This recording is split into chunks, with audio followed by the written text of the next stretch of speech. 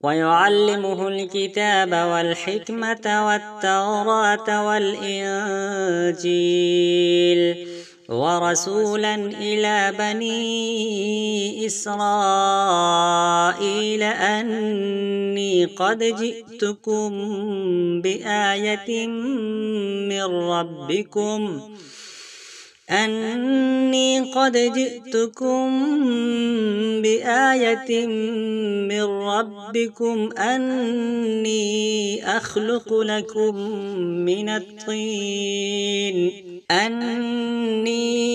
أخلق لكم من الطين كهيئة الطير فأنفخ فيه فيكون طيرا بإذن الله، وأبرئ الأكمه والأبرص وأحيي الموتى بإذن الله، وأنبئكم بما تأكلون وما تدخرون في بيوتكم، إن في ذلك لآية لكم إن كنتم مؤمنين. ومصدقا لما بين يدي من التوراة ولأحل لكم بعض الذي حرم عليكم، وجئتكم بآية من ربكم فاتقوا الله وأطيعون، إن الله ربي وربكم فاعبدوه، هذا صراط مستقيم.